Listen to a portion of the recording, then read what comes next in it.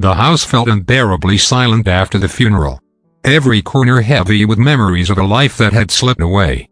I sat alone at the dining table, staring at a half-finished cup of coffee, feeling more lost than I had ever thought possible.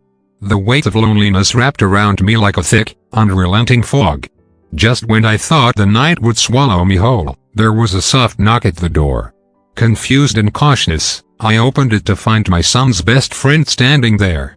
His eyes filled with something I could not yet understand. Something that would change everything. The moment I saw him standing there, a strange shiver ran through me. Jason, my son's best friend, looked different under the porch light. He was no longer the lanky teenager who used to raid our refrigerator and fall asleep in the living room after video game marathons. Now he stood tall, broad-shouldered, his face carrying the seriousness of a man who had seen the world and felt its weight. For a second, neither of us spoke. The night air hung between us, thick with things left unsaid. "I am sorry for your loss," he finally said. His voice deeper and more grounded than I remembered. I nodded, unable to find words. Grief had robbed me of so much. My husband, my laughter, my sense of belonging, and now even my voice. Jason shifted awkwardly, holding a small container in his hand. "I brought you something," he added, holding it out. A simple homemade casserole. It was a gesture so small and yet so enormous that it shattered the fragile dam I had built inside myself. "Thank you," I whispered, stepping aside to let him in. The house swallowed him in an instant, like it was starved for life and sound. He set the casserole down on the kitchen counter and turned to me. Concern etched across his features. "How are you holding up?" he asked gently, his eyes searching mine in a way that made me feel seen. Really seen for the first time in weeks. I gave a tight humorless smile. "Surviving," I said, my voice cracking on the word. Jason hesitated for a moment, then did something unexpected. He reached out and touched my hand, not in a fleeting, obligatory way, but in a grounding, steadying way that sent a tremor straight through my chest. I wanted to pull away, to retreat into my cocoon of sorrow. But something inside me resisted. I needed the connection. I needed someone to remind me that I was still alive. "Do you want me to stay for a bit?" he asked almost shyly, as if he was afraid of overstepping. I looked around the empty house at the photo frames still standing on the walls and felt the crushing weight of the silence pressing down again. "Yes," I said before I could think too hard about it. "Please." We moved into the living room, a space filled with both comfort and sadness. Jason sat on the edge of the couch while I curled up on the opposite end, pulling a throw blanket over my lap. For a few minutes, we just sat there. The only sounds the soft hum of the refrigerator and the occasional creak of the old house settling. It was strange how natural it felt to have him there, like a bridge between the life I had lost and whatever uncertain future lay ahead. We started talking first about mundane things like how he was doing at his new job, how the neighborhood had changed while he had been away at college. Then gradually the conversation shifted to deeper waters.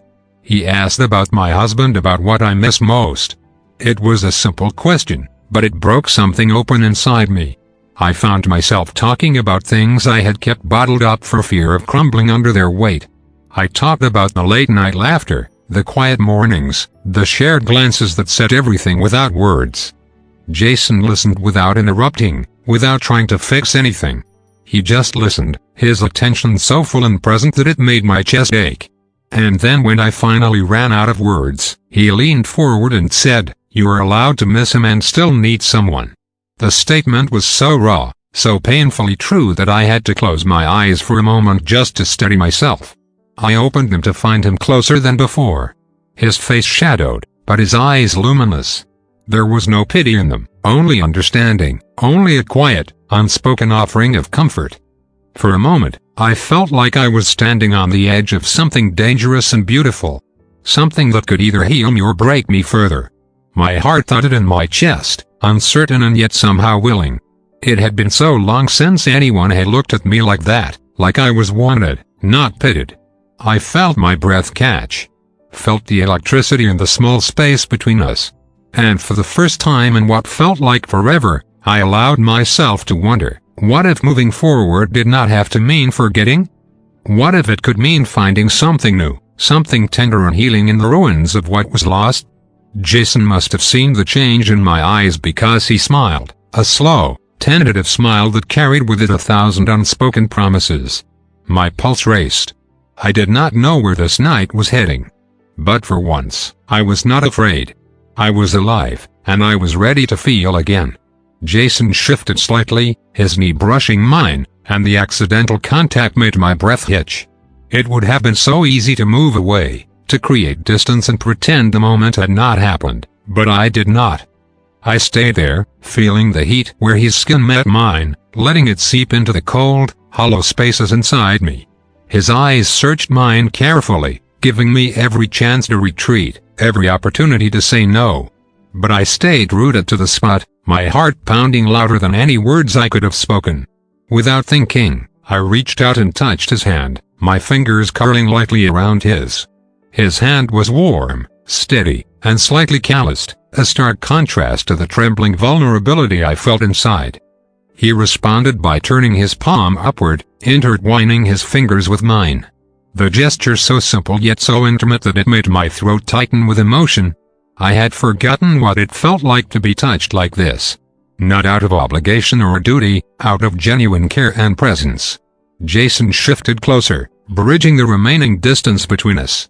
His hand came up slowly, hesitantly, to tuck a stray strand of hair behind my ear. His fingertips barely grazed my skin, yet it sent a shiver down my spine. For a long moment, he simply looked at me, his gaze heavy with meaning. "You are so beautiful," he whispered. His voice with something that sounded dangerously close to awe. No one had said that to me in years, not with that kind of raw, unfiltered sincerity. I felt the tears sting the backs of my eyes, but I blinked them away, refusing to let them fall. Instead, I leaned into his touch, letting his hand cradle my cheek. The world outside disappeared. The grief, the loneliness, the endless parade of meaningless condolences until there was only this moment, only him and me and the aching possibility between us. He moved even closer, and I could feel his breath against my lips. There was a pause, a lingering hesitation, as if he was giving me one final out, but I did not want it. I closed the distance, pressing my lips gently against his. The kiss was soft at first, tentative, as if we were both afraid the other might pull away. But when I did not, when I tilted my head to deepen the connection, he responded with a fervor that made my heart flutter wildly. His arms wrapped around me, pulling me against him, and for the first time in so long, I felt held, truly deeply held. The kiss grew hungrier, more urgent, as if we were both trying to make up for lost time. My hand slid up his chest, feeling the strength beneath his shirt. The solid reality of him grounding me in a way I had not realized I so desperately needed. He pulled back just enough to look into my eyes, searching for any sign of regret. But all he would have found was yearning, a deep, undeniable need to feel alive again, to be wanted, to be seen. "Are you sure?" he asked, his voice rough and low. I nodded, unable to form words, and that was all the permission he needed. He stood, pulling me gently to my feet and led me toward the staircase. Every step felt weighted with anticipation. Every glance between us thick with unspoken promises. By the time we reached my bedroom, my hands were trembling, not with fear, but with the dizzying thrill of what was about to happen. Jason was careful, almost reverent, as he helped me out of my cardigan. His fingers brushing my skin and leaving trails of fire in their wake. He kissed the hollow of my throat, the curve of my shoulder, taking his time as if he wanted to savor every inch of me. I responded in kind, running my hands through his hair along the strong line of his back, feeling the way his muscles tensed and relaxed under my touch. When he finally laid me down on the bed, it was with a tenderness that made my heart ache. He hovered over me for a moment, his eyes drinking me in as if memorizing every detail. "You are incredible," he murmured. And the wonder in his voice made me believe it too, if only for tonight. The rest of our clothes disappeared slowly, unhurriedly. Each piece discarded like a shedding of old lives, old pain. When he touched me, it was not with the fumbling eagerness of youth, but with a deep aching care that left no part of me unseen or unloved. Every kiss, every caress, every whispered word was a balm to the wounds I had carried hidden for so long. The physical connection between us was electric. But it was the emotional intimacy that undid me. The way he looked into my eyes and never once looked away. The way he made me feel like I was not broken or pitted, but cherished. Our bodies moved together in a rhythm as old as time. A slow, sensual dance that built and built until it consumed us both. When I finally cried out his name, it was not just release I felt. It was rebirth. It was the reclaiming of a part of myself I had thought was lost forever. Afterwards, we lay tangled together, our breaths evening out. The room filled with a soft golden silence. Jason brushed his fingers along my arm, lazy and tender. As if afraid to let go, I rested my head on his chest, listening to the steady beat of his heart beneath my ear. For once, I did not feel the oppressive weight of loneliness pressing down on me. Instead, I felt warm, grounded, held. He pressed a kiss to the top of my head and whispered, "You are not alone anymore." I closed my eyes and let the truth of those words wash over me. In the span of a single night, Jason had reminded me that love could take many forms and that healing, though messy and complicated, was still possible. I had spent so long mourning what was lost that I had forgotten how to hope for what could be found. Wrapped in his arms, I finally allowed myself to believe that life could still hold unexpected beauty, even after so much sorrow. And maybe, just maybe, I was ready to find it again. The morning light crept slowly into the room, casting a soft glow over the tangled sheets and lingering warmth of the night before. I stirred slightly, half expecting to wake up alone, half bracing myself for the emptiness that had become a constant companion. But Jason was still there, his arm draped protectively over me, his breathing slow and steady against my hair. For a moment, I allowed myself to simply exist in the safety of that embrace, not questioning, not doubting, just feeling.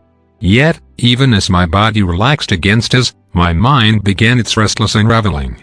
Reality, as always, demanded to be acknowledged. I was older, wounded, carrying a lifetime of experiences that he could not possibly understand. What we shared last night had been beautiful. Yes, almost sacred.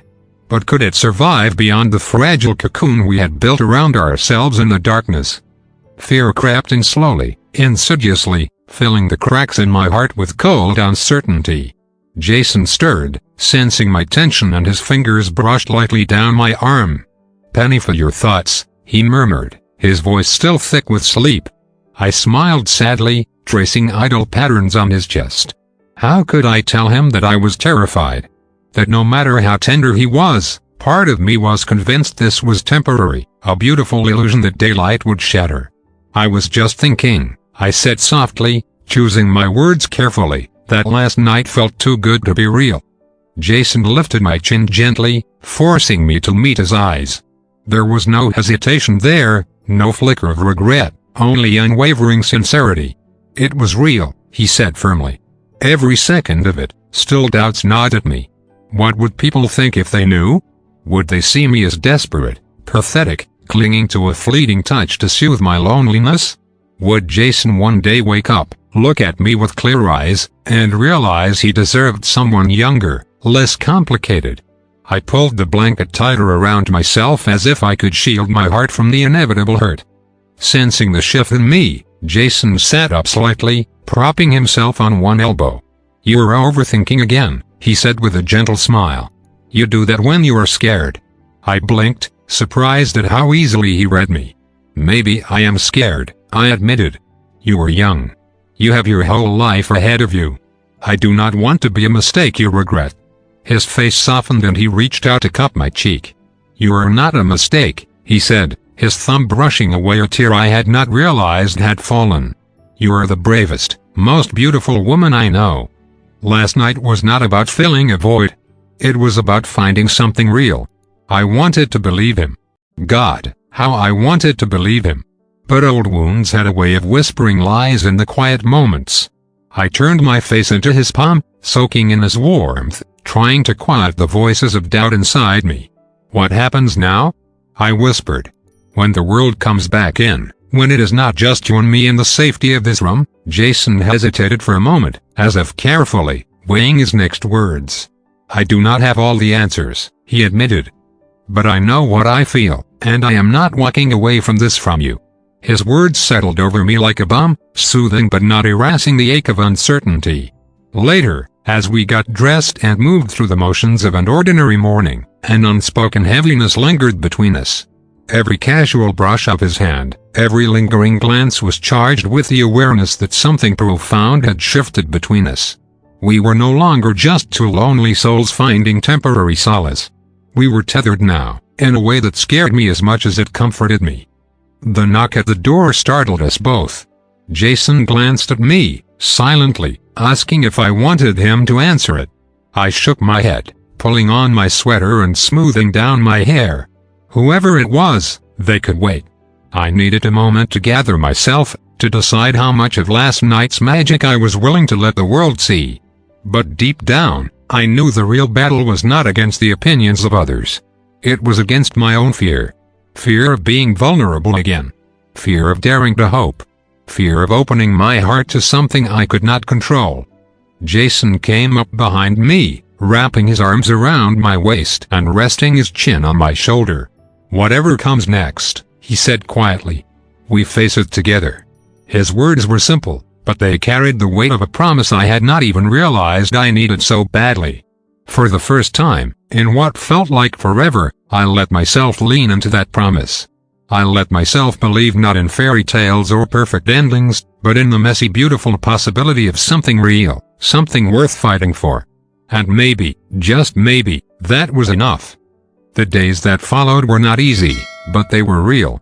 There were moments of hesitation, of second wing, of questioning whether this fragile thing between us could survive beyond that one night.